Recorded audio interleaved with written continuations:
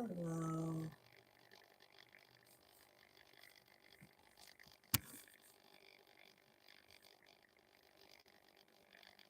Okay. All right. So, if you are joining me, thank you for joining. I am attempting to drown out some background noise, but I'm doing the best I can. So, I'll do my intro and then I'll explain some things. Hey, welcome back to my channel, or welcome if you're new. My name is Eboni Harris, and I'm a relationship therapist based in Houston, Texas.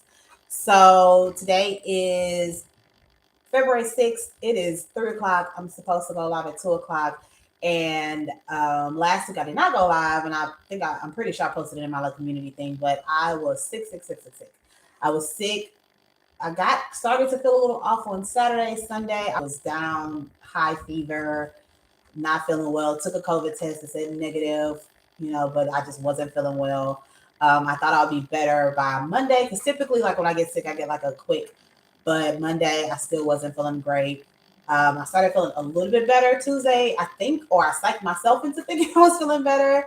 Saw clients, was drained, and I didn't even have a lot of clients. And so I just been like feeling better, but still just drained and tired. I ended up taking a second COVID test because I was like, something is going on. Like, I don't understand why I feel this way. I don't have the fever anymore. I'm no longer like having aches or anything like that. The second COVID test came back positive, so I don't know what to think at this point. Like, I was negative when I was really, really sick. Once I started feeling better, it just was a little off. It was positive, so I'm gonna say I had some type of a flu type situation plus COVID flu because I know that's like the same thing. But so I was out last week. Even today, I'm still not 100%. I have a headache. I've had so many technical issues, but I was like, I have to get back on it. I really enjoy doing these lives. And I had a question from the previous live that I didn't get to answer, so I wanted to make sure I answered that today. And so I'm back with a live. I have a new setup. I was hoping that this would go a little bit better, but looking at it, I'm thinking it's not that much better. So I'm like looking at the background. It's not that much better. Anyways, I'm gonna keep messing with it because the issue is that my computer, I need to take it to get fixed, but because I work on my computer all the time, I never have time to get it fixed. And so there is this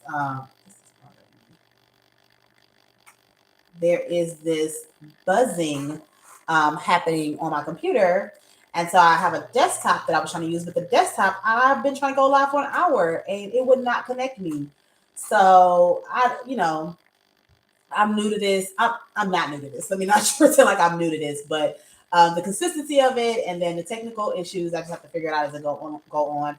I've and I'm new to being live on YouTube. I used to go live a lot in other areas, but this is not. I'm new to being live on YouTube. So the fact that I couldn't get on my desktop, which is connected to the internet because I use it often, but I could get on my laptop. So right now, what's happening, which I'm hoping it lasts, I am streaming from my laptop to my desktop because the angle is better and you don't have to hear the buzzing as loud if I'm on my desktop. So I'm hoping this stays as long as I don't touch anything because sometimes it does just disconnect for no reason. So we'll see. But I'm here. If it does do that, then I'll just have to switch to my desktop. I'll just have to pause and switch to my desktop and come back. So I'll try to keep this quick. Although the question I had, I wanted to be able to go more in depth, but I won't have the time. Like I'm trying to decide if I want to do another video on this, but this is a very specific question. Someone sharing just some of their experiences and why they are struggling with some of their experiences. So it's a very specific question. So I don't know if I need to do like a general video, but just as an introduction, again, I'm a therapist and this is my Ask the Therapist Live. I have decided that I'm going to do this every week. It was supposed to be for the month of January. I got sick the last one, but I think I'm going to try to keep this up just weekly on Mondays. I don't see clients on Mondays. I do have meetings. Today was a meeting heavy day. I had a lot happening today. So one of my friends' birthdays, it's a lot going on. It's only 3 o'clock and I feel like it's been a busy day. So it was a meeting heavy day. So that'll be the thing that I'm trying to make sure I stick to my time and kind of schedule my meetings around. But Our last meeting ended at 2, and then I needed to get this all set up, and it's just been a thing. So, but the plan is every week I'll do an Ask a Therapist Live. Meaning, if you have questions and you put them in my comments for other videos, I might do it here. But what I would love for this to be is a space where people can jump on and ask questions while I'm talking to them, because it gives me, it's a little easier, of course. Like with this question, she gave me a lot of details, but obviously if she was on, then I would be able to give her more specific feedback. Um, just for a disclaimer, this is not therapy, because I know that when you start offering people to talk to you, you start to think, oh, this is my therapist. Not, no, I'm not your therapist. This is not therapist. This is me just giving you some feedback, some advice, some information. When I do therapy, I do not give advice. This is going to be very, it's kind of like, I don't want to say coaching, but it's a lot more direct in what I would typically do. Give me a second.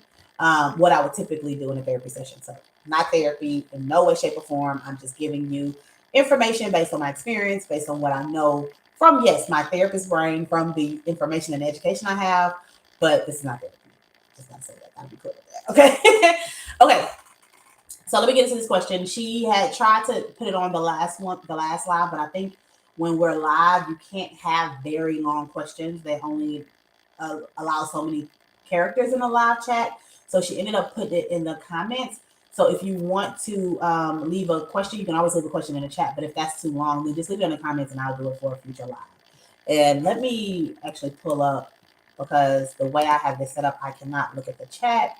But I want to be able to see if I see people kind of joining. So I want to make sure that I can see the chat if someone does say something. And if somebody gets out of line, I want to be able to keep them up. So, okay, the question today is, why do I always entertain one night stands when I feel deeply depressed the next day? I always have a great time during sex, although I have to drink alcohol, uh, being so insecure and nervous about men seeing my ugly body.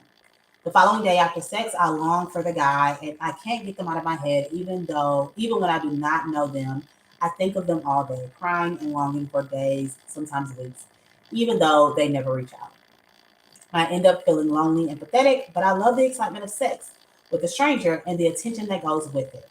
I am an introverted person when sober. I only drink before intercourse because I only drink before intercourse, which is once or maybe twice a year. I am shy, but I should have edited this. I meant to, but I didn't. I'm shy, but when I'm drunk, I'm outgoing and confident. If I stop doing one night stands, I do not have any intimacy at all, not even with my family. I always feel so rejected after sex because they never end up wanting to do anything to do with me. I also find I become infatuated very easily with them. I feel desperate for their affection and always go for men who live hours away or who are 10 years younger than me. I feel so stuck. I try to stop the one night stands, but then I feel like I crave intimacy from a man. I do not sleep around that much, but if I could, I probably would, because I think about sex all the time. I'm in my late 30s. Is there something wrong with me? I want real love and to be a part of a marriage. I hate being treated like a piece of meat, but it seems it is all I can get these days. Okay, so let me go to my comments. I want to start with, I feel like a very common question when people have anything around mental health, sex, relationships, just like them trying to figure out if they're living life right. The first question we often have is something wrong with me? And I'm going to start with no, there is nothing wrong with you. And this is, I feel like you talk to people or these sometimes the experts on, they want to tell you how, there's nothing inherently wrong with you, even if it feels that way sometimes. You desire to have love, but you struggle to know what it looks like and to even believe that you deserve it, right? And that's when we have issues, right? When our beliefs don't match what we want, then we tend to find a lot of disconnect in our lives. And so there's absolutely nothing wrong with the fact that you desire love. There's absolutely nothing wrong with the fact that you desire intimacy and physical touch. And it's not even anything wrong with one night stands. I'm not inherently against one night stands. The struggle is the hangover that you have afterwards, right? And that's where we need to focus. It's not the fact that you're having these one night stands, and if they truly are enjoyable, which we'll kind of dissect a little bit about whether or not they're truly enjoyable, but if they truly are enjoyable, then that's perfectly fine. But when you have hangovers after a behavior, and when I say hangovers, I mean the next day there's regret, there's depression, there's desperation, there's sadness, there's all of that comes after the act, then that means there may be something you need to do differently, right? You may not be able to continue to do the act. whether that is a one night stand. I also talk about people that when we get upset and we have these big blow ups, and then afterwards we have to go on an apology tour because we responded in a way that was negative or whatever. You want to be clear when you have behaviors that end with a hangover the next day, then there's something that you need to shift around that behavior, right? It's not serving the purpose that you wanted to. It's serving a purpose, but it's not serving the purpose you wanted to if afterwards you have this like overwhelming feeling of sadness or frustration or embarrassment or anything like that, right? So that's, I want to start there. The desires that you have, nothing wrong with them. What you want in life, there's nothing wrong with it. But the way that you're going about it doesn't seem to serve you, right? And so I want to talk about the way you talk about yourself, right? Because I think that a big part of this is the belief, right? It is the idea that I don't deserve or I'm not good enough. You said my ugly body. I hate being treated like a piece of meat, but that's all I can get. I feel desperate. Like you're speaking in a way that it sounds like you believe that there are no better options for you, right? And if you don't believe that better exists, and if you don't believe that you can get better, then you're likely to continue to do the same thing you've been doing, right? So we always have to start with what are our belief systems. What do we think about sex and relationships? What do we believe to be true? Do you deserve? Is it oh have you if you've never had it, that makes it even harder sometimes, right? If I've never experienced the type of love or care that I want, then I don't believe I deserve it. And or which happens a lot is I'm not attracted to who's attracted to me, which I have a video on that. But that happens a lot where it feels like there isn't this like who I want or who I want to want me doesn't want me, right? And so then I continue to chase after these people that don't serve the bigger purpose of what I want. They aren't able to give me what I want. They aren't able to show up for me the way I want them to, or anything like that. But I chase them because that's what I want. I'm gonna leave that there because I feel like I could go on a tangent, and I'm trying to stay focused and not go on these huge tangents. So there are a few things that we need to talk about. First off, you have to be honest about what the sex is for. A lot of people confuse sex with affection, right? They confuse this desire for sex. Or I love sex. All I think about is sex. I really enjoy it. To what you really desire and want is attention and affection and physical touch, right? Which again, we are humans. We need connection. So there's nothing wrong with the fact that you have that desire. But we don't want to be confused. If you truly, truly enjoyed sex, my opinion, you can disagree with me. If you truly, truly enjoy sex and it was about the sensations, the pleasure, the just enjoyment of this like fun, adventurous time, you wouldn't necessarily have to get drunk every single time you did it, right? And so because you have to have some type of lubrication, right? You have to have some type of to lubricate the situation, that's what I mean, or some type of something to lower your inhibitions. It makes me think that this isn't necessarily what you want in this way, right? You can still want sex, you can still want intimacy, you can still want physical touch, but because it's like I have to get drunk in order to get the confidence to talk to someone to then initiate a one night stand so that I can get those things. It feels like what's more important to you is probably the affection, the intimacy, the care, and it's probably like a false sense of care, but the care that you feel when you are having a sexual relationship. And so that's what I would want you to be very clear that needing physical affection, desiring physical touch, and all of that, nothing wrong with that. Absolutely nothing wrong with that. But being clear on there's a difference between the two. And often, and this is a thing when we get, sorry, when we are single, when we don't have anyone to talk to, when we don't have anyone that we're dating currently, it is very easy to be like, well, I can't get what I want, so I'll just take what I can, right? Because physical connection is extremely important, right? And this is why I say there's nothing wrong with the fact that you desire it. There's nothing wrong that you're seeking it in this way. The problem is what happens afterwards and the fact that this isn't something that you want long term. And the problem is that you are recognizing, I hear the self-awareness and I hear the patterns of, I recognize that while I get this, I don't know if I could fully handle it, because if I could fully handle it, then I wouldn't have this like longing for something more. So that means one night stands probably isn't for me because I desire to have a relationship of more substance. And at this point, I cannot disconnect, my brain cannot disconnect a one night stand to a potential long term partner.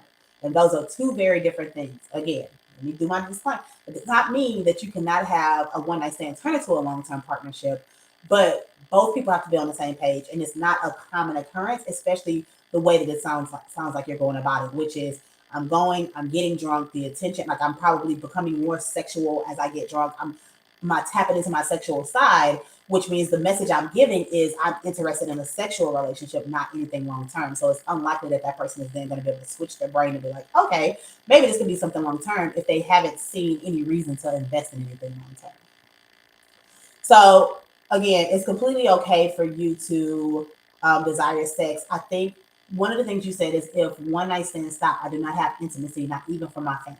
And that is something I would want you to focus on. I want you to focus more on what does it mean to have intimate physical relationships outside of just a sexual relationship, right?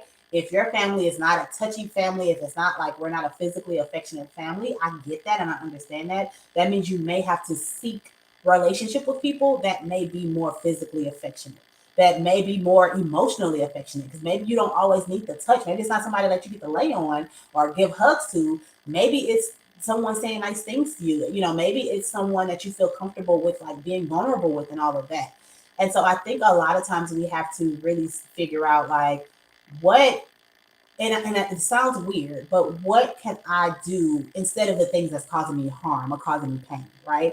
Because if the one night stands are causing you pain, that means that you have to find other ways to get those needs met. Now, the obvious way is to date, get to know people, try to pursue long term relationships. I'm assuming you're already trying that, but because of the way you speak about being an introvert and being shy, it makes me think maybe you feel like that's not something that's for you, right? Maybe it's hard for you to date because you're an introvert, because you're shy, right? But I also, part of me wonders if the idea of someone finding value in you outside of sex feels so foreign that you don't even know how to pursue that type of a relationship, right? And so I think, that, like I said, the easiest way is dating, but I also think there's friendships that include like physical affection, right? You see your friends, you give them hugs, or you have certain friends that they're comfortable with like touching each other in a non-sexual way, right?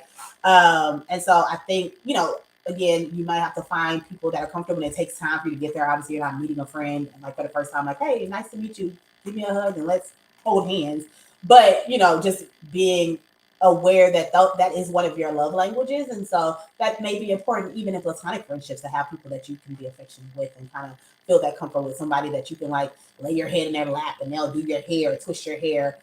This is why people do things like go get their, I mean, lots of reasons, but go get their hair done, massages, things like that, because you get that physical touch that you desire, but it's not in necessarily a affection. I mean, sorry, a sexual way, right? But that's why people do go get massages. That's why people do these things that can kind of feed a little bit into that. It's not going to be the same.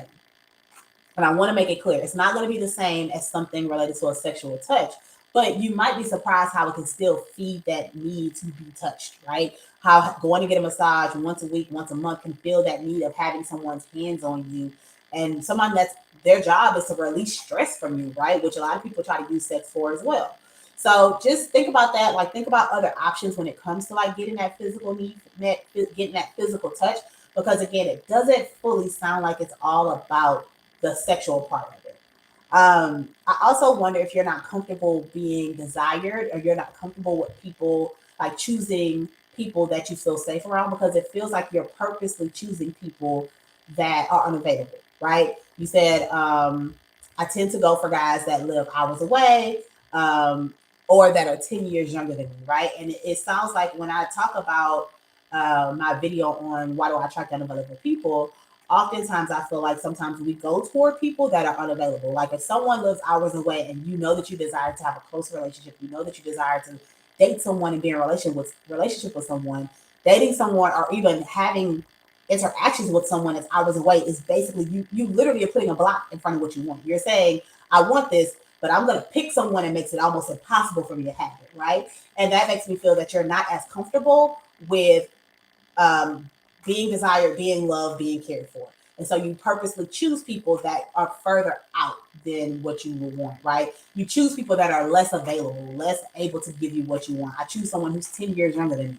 The idea, and again, not always true, but the idea is if I choose someone younger than me, then I don't have to worry about them desiring or expecting something more from me that I may not be able to get. Or I try to psych myself out, which a lot of people try to do. I try to psych myself out to believe that if I don't, how do I say it?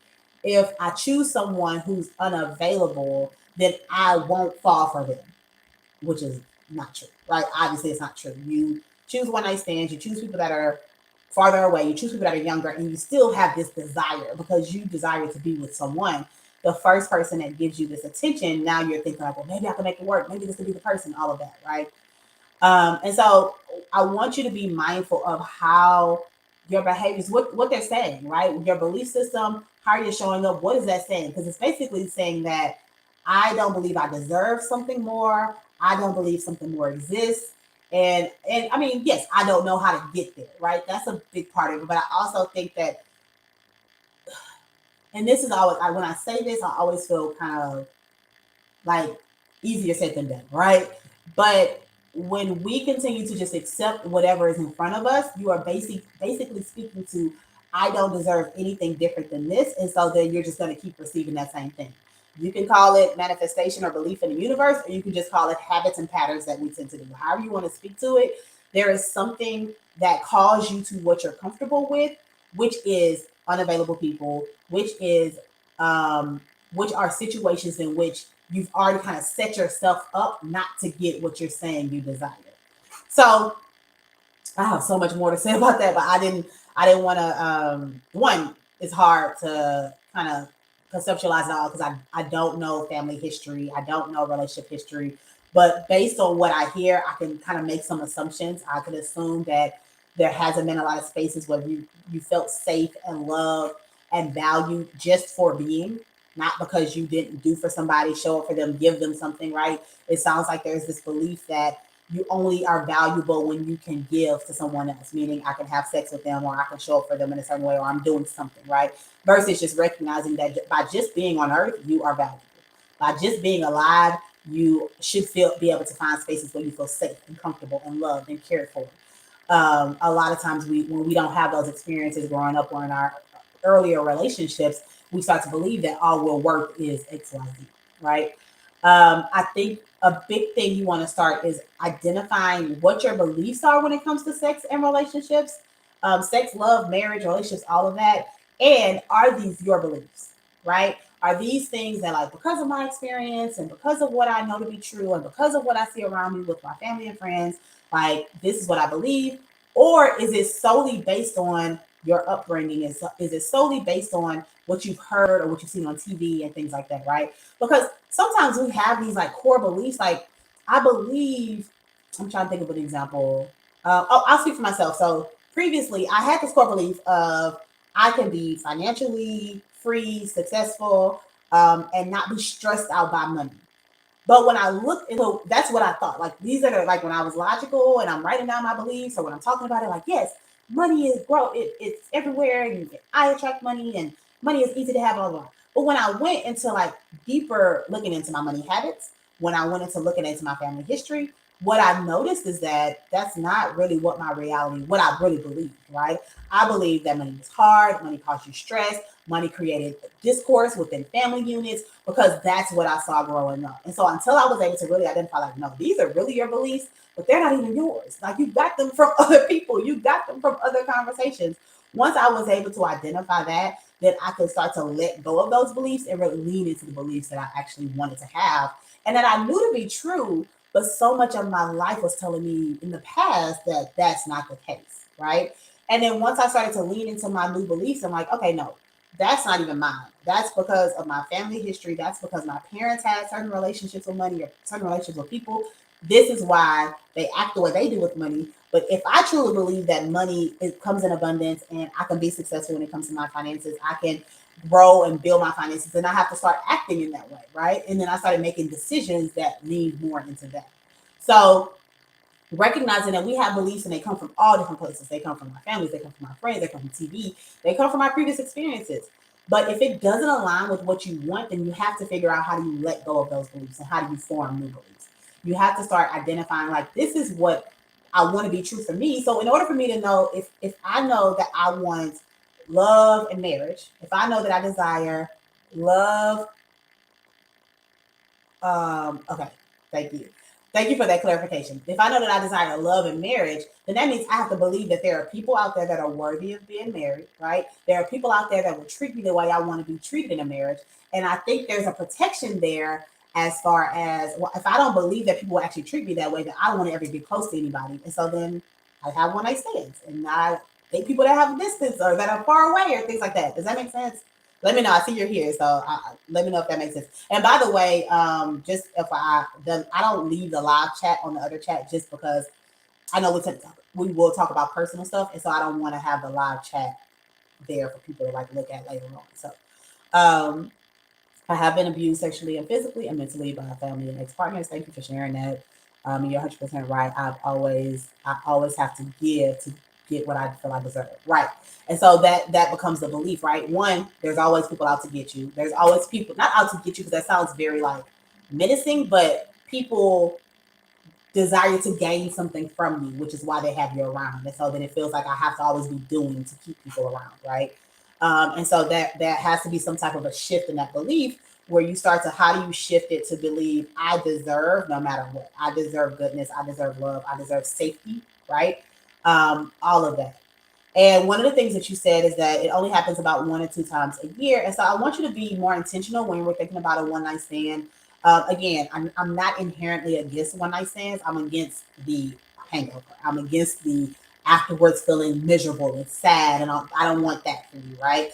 And so that means if I am going to have a one night stand, I'm going to be very intentional and I'm not going to drink, right? Because drinking then brings out a part of me that, yes, it leads to the one night stand, but then it also leads to that, what did I do? Some level of regret. Like, yeah, I had fun, but that really wasn't what I wanted long term. So now I'm making decisions from the alcohol versus from my own intention, right? So if it's about the sex and I'm having fun and this is great, then we don't need alcohol to lubricate the situation, right? I know I'm gonna be pleasured and I'm gonna have so much fun. So then I can intentionally do that versus I'm just trying to use it to get some type of affection and attention and intimacy. Okay.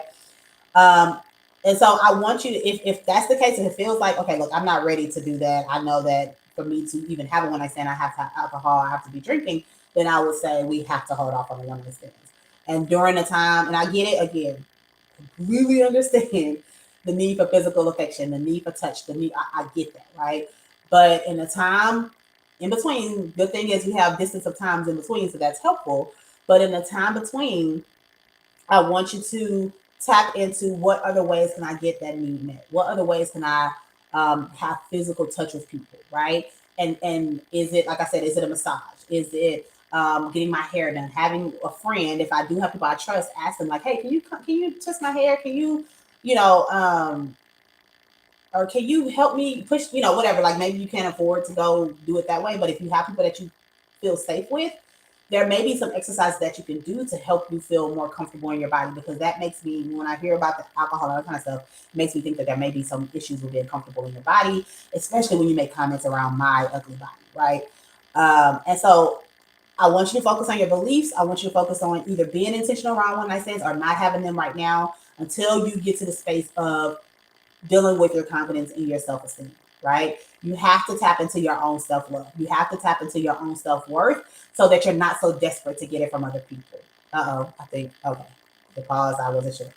So learn how to engage. Sorry. So focus on increasing your self-esteem, increasing your confidence, increasing what you feel, your worthiness, right? Because when we start to feel like I've created the life I want, I love myself, I enjoy myself, I'm happy, then we don't seek it so desperately from someone else. It doesn't mean we don't desire it. Again, social people, we're social beings. We desire connection. That's very normal, but it doesn't feel like it's coming from desperation, because when anything comes from desperation, we take whatever we can get, right? And I think another thing that you can try is just learning to engage with people without it being about sex or even dating, right? Learning how to just like have fun conversations with people, learning how to flirt, learning how to not expect anything from interactions. You're just going to enjoy yourself. When you can practice that and make it not such a novel idea, then you can do it in a way that doesn't create high anxiety every time, right? Once you start to realize, okay, if I go to the bar And again, if you drink, maybe not, but this is always kind of the go-to, right? I'll go to the bar and I sit at the bar. Typically, depending on the place, the bartender is going to talk to me, right? So I have somebody to talk to me. But sometimes other people come around, other people that are there by themselves, and you kind of start a conversation, or people start a conversation with you. The more that you go into those situations, again, not with the expectation I'm gonna find someone to date, I'm gonna find someone to sleep with. Just I'm going to learn how to connect with people. I'm going to learn how to even just have an open aura around, like, if I see someone smiling, how you doing? And you can go back to what you're doing. You'll be surprised at how often. I don't I don't do this very often because I don't like people talking to me. But how often, if you just go to a bar and sit there and have it, or not even have a drink, get water and get an appetizer, but you're just sitting there because you're by yourself, how often people want to engage just because, again, we miss human connection. We like talking to people, we like engaging with people. And I think the more comfortable you get with just like meeting people, engaging with people, and not having it be they automatically want something from you, right? Other than maybe like a good conversation in that moment and you just walk away and that's it, right? Then you start to recognize that every interaction doesn't have to be I have to give you something to get something in return, or it doesn't have to be like this concern of like, what do they want from me? Like, what do I have to do in order for them to be nice to me, or things like that, like those. And these are just like random thoughts because I know I have a lot of clients that struggle with this, but these are just random thoughts that I know that come up for people sometimes. There is this fear of, what do you want from me, which then closes us off. And then that's why we choose unavailable people sometimes, right? Because the idea of getting close to someone means that they will try to use me, abuse me, or take advantage of me in some type of way. And that becomes the struggle. So I just said a lot, and I feel like it's so much more I could say, but I don't want to like be on here for long. I try to keep it around 30 minutes if I can, but I'm glad you said that was helpful. Um, Obviously, this isn't going to be the thing that like stops this for you, but I think it's a good place to start. And I'm always an advocate for therapy. I'm always an advocate for finding outlets for you to be able to process your emotions, finding ways to really understand yourself. And one of the things I've thought about doing is kind of creating like these like journals, which they're ones that exist definitely, but these journals that are all about like you learning more about yourself and understanding why your beliefs or your actions are the way they are, and really getting to a space of like, how do I not do this, right? How, if I something that feels like it's causing me harm, how do I not? And I don't know if it's possible via journaling. I think journaling is extremely helpful. I think there's something to therapy. I think there's something to other healing options. So sometimes you got to find a mix of things that work for you. If therapy is it for you right now, right? So if it's journaling, is it books? Um, is it you finding spaces where you can kind of have these difficult conversations, finding accountability groups or group therapy or anything like that, so that you can kind of continue to work on that growing of your own self-love, and more importantly, it's the self-love, but it's the belief that you are worth love, whether that's from you or from other people. And that's the one that typically a lot of people struggle with, is feeling like they're not good enough to receive love. And so then they don't even love themselves. They're very critical of themselves. They speak negatively about themselves. Um, and so then it's really hard for other people to then, for them to receive love from other people when we can't receive it from ourselves. So, okay, we're going to stop there. Again, very much tangent E, but I'm glad it was helpful. I hope this is helpful for other people that stumble upon this video. If you have any questions, comments, leave them down below. If you have a question for a future Ask a Therapist, let me know. Again, and my headache went away. I don't know. Once I figured this out and I started doing it, my headache went away. I love doing this. This is what I like to do. I just know that I can't do it, obviously, because I'm licensed in Texas. So this is why I do this. So I can come on and answer questions and help in the small way that I can. I'm probably going to always end with find a therapist, but I hope that the information is at least giving you something to mull over and to try to make decisions differently and make decisions in a way that honor who you are, what you desire, and what you deserve. Okay? All right. If you have any comments, questions, leave them below. Make sure you like, subscribe, and all that jazz. And I have a new video coming out this Wednesday. And I will see you guys next Monday if you show up for the live, Mondays at 2, or I'll see you in a future video. All right. Bye. That's all.